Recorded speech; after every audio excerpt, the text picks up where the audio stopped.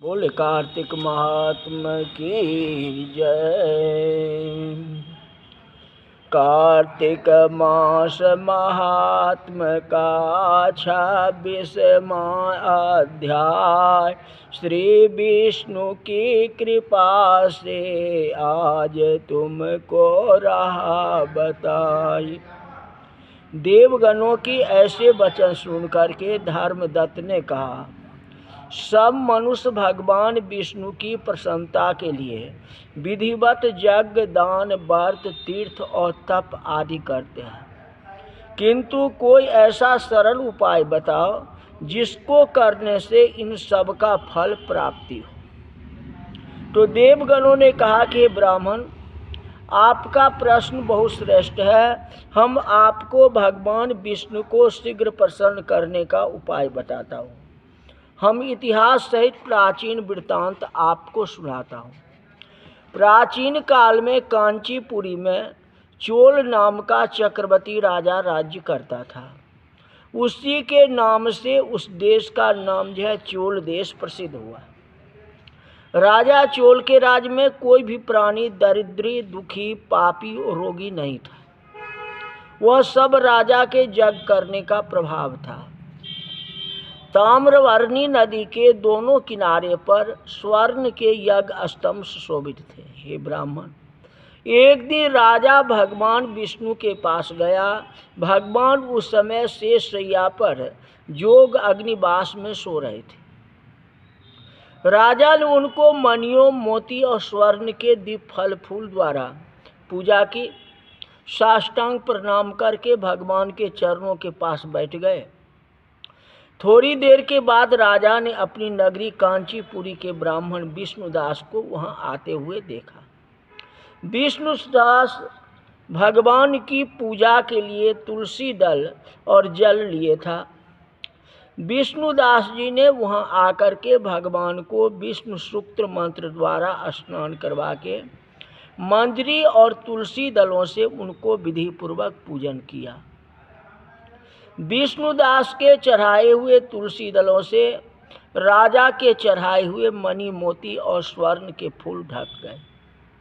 राजा यह देख के क्रोध में भर के बोला कि ढोंगी मूर्ख, तूने मेरी चढ़ाई हुई मणि, मोती और सोने के फूल को तुलसी दल अपने सारे फूलों से ढक दिया। तू भला भक्ति करना क्या जाने, क्योंकि तूने मेरे किए हुए विचित्र श्रृंगार को बिगाड़ दिया।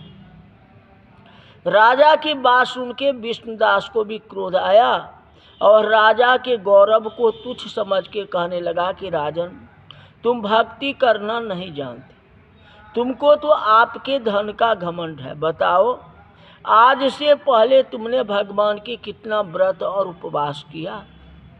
देवगण ने कहा, ब्राह्मण के ऐसे वचन सुन के राजा ने घमंड में हंसकर कहा कि हे ब्राह्मण, भगवान की भक्ति के अभिमान में यदि तू ऐसी बात कर रहा है तो मैं पूछता हूँ, तेरे जैसे भिखमंगे ब्राह्मण में भगवान की भक्ति कितनी है? क्योंकि तुमने आज तक भगवान की प्रसन्नता के लिए कुछ भी नहीं किया, न तो कोई मंदिर बनवाया। तुम भला इस प्रकार के भक्ति का जैसे कि तुम कर रहे हो, क्या गर्व कर सकते हो? जितने भी ब्राह्मण बैठे हैं मेरी बात को ध्यानपूर्वक सुने, देखें भगवान विष्णु का दर्शन मुझे होते हैं या नहीं।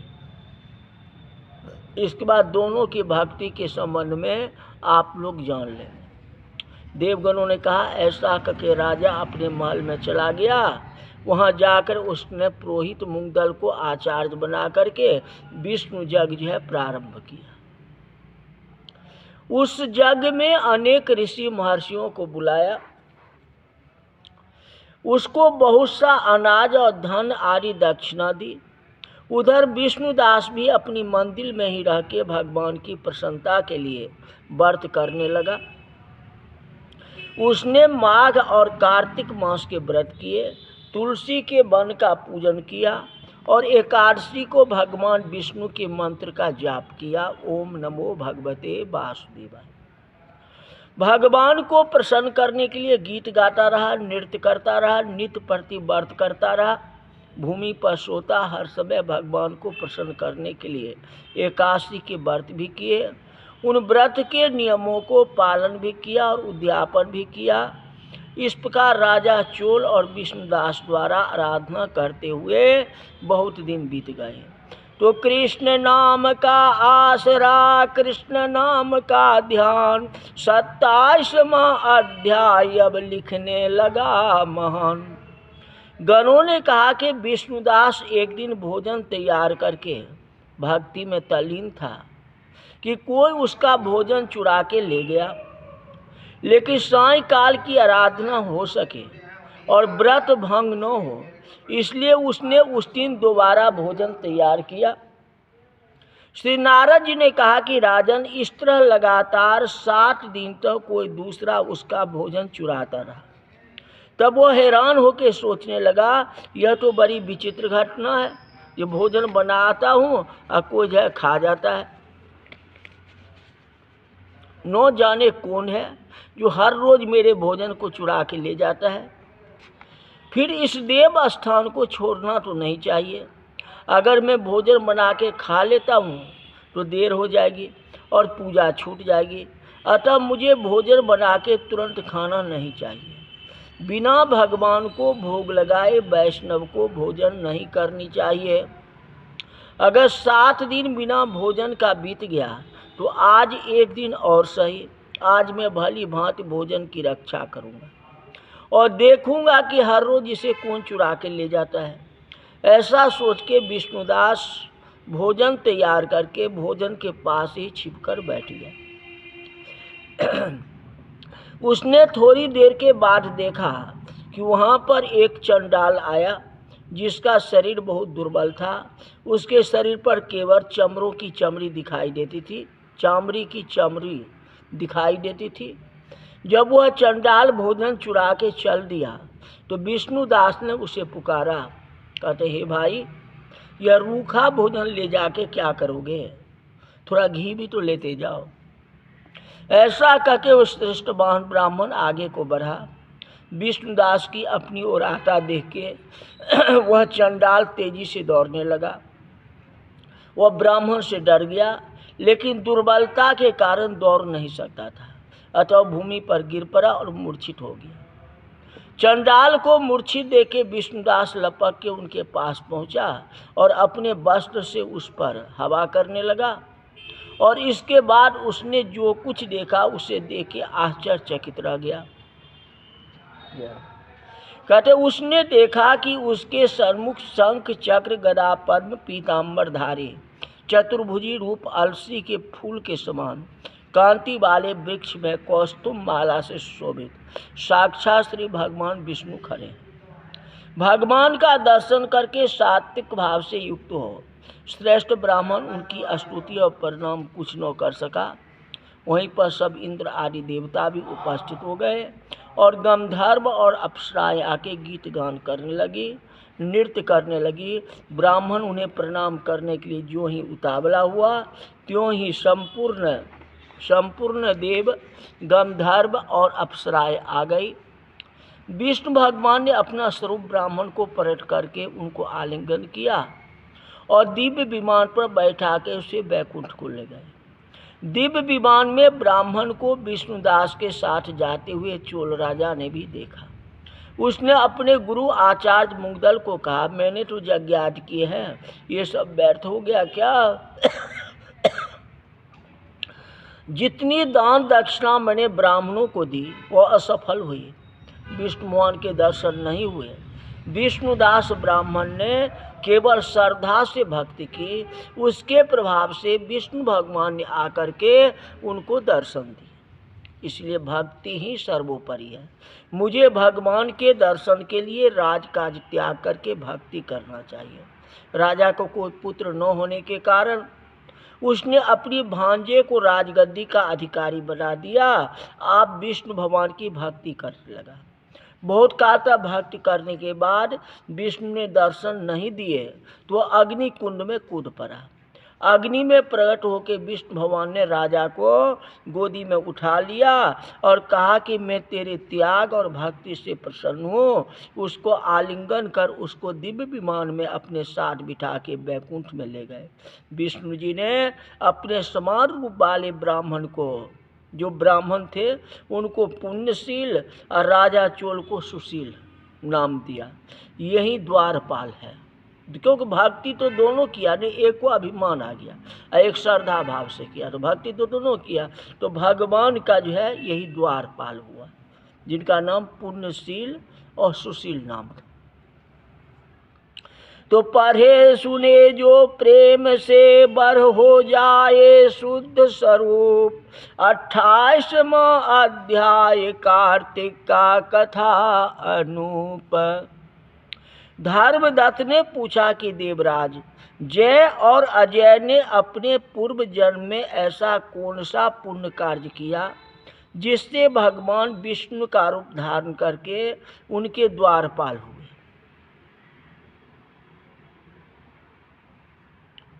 प्राचीन काल में वृण बिंदु की पुत्री देवहूति ने कर्दम ऋषि द्वारा केवल देखने मात्र से ही 2 सुंदर बालक उत्पन्न हुए। उनमें बड़े का नाम जय और छोटे का नाम अजय हुआ। बाद में देवहूति के गर्भ से कपिल महाराज हुए। जय और अजय दोनों विष्णु जी के बड़े भक्त और धर्मात्मा थे। दोनों नित्य प्रति ओम नमो भगवते वासुदेवाय मंत्र का जाप करते थे, विष्णु भगवान का व्रत करते थे। भगवान इन दोनों भाइयों पर अति प्रसन्न थे और नित्य पूजा के समय इनको दर्शन दिया करते थे। एक बार राजा के निमंत्रण पर देवऋषि नारद जी गणों सहित राजा के यज्ञ में पधारे। उस यज्ञ में जय ने ब्रह्मा और अजय ने पुरोहित बन करके यज्ञ को संपूर्ण कराया। यज्ञ विधि पूर्वक समाप्ति हुई। मार्त राजा ने जय और अजय को बहुत सा धन दिया। वह दोनों भाई दक्षिणा लेकर के अपने आश्रम में आए। धन का बंटवारा करते समय दोनों भाइयों को आपस में झगड़ा हो गया। जय ने अजय से कहा कि धन को बराबर बराबर भाग होना चाहिए। अजय ने कहा जितना धन जिसको मिला है उतना धन उसका है। अब जय ने क्रोध में आकर के अजय को श्राप दिया, तुम धन लेकर के नहीं देना चाहते हो ना, इसलिए तुम ग्राह हो जाओ। और सब सर्वग्रास कर लिया, तो सर्वग्रास बते हो ना, इसलिए उसको कहा कि तुम ग्राह हो जाओ। अजय ने जय का दिया श्राप को स्वीकार कर लिया और जय को श्राप दिया कि तू अभिमानी है ना, अभिमान में है ना, इसलिए तुम हाथी हो जा। तो एक गज हो गया और एक ग्राह हो गया। जब नियम पूर्वक दोनों की पूजा के समय भगवान को दर्शन देने के लिए आए तो दोनों ने भगवान से श्राप मोचन का उपाय पूछा।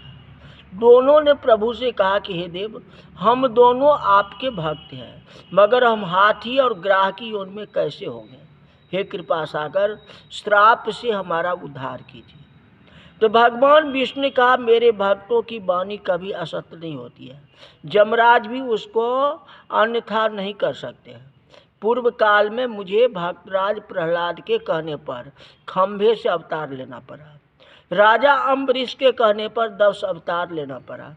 अतः तुम दोनों अपने श्राप को भोगे मेरे लोक को प्राप्त होंगे। इतना करके विष्णु जी अंतर्ध्यान हो गए। फिर वह गंडकी नदी के किनारे हाथी हुए और ग्राह हुए। पूर्व जन्म के स्मरण रहने के कारण वे इस योनि में भी भगवान विष्णु का व्रत नियम से किया था। एक दिन कार्तिक की पूर्णमासी को वह हाथी स्नान करने को गंडकी नदी में गया तो पिछले जन्म का श्राप स्मरण करके मगर ने हाथी का पांव पकड़ लिया। तो हाथी ने भी विष्णु जी को स्मरण किया।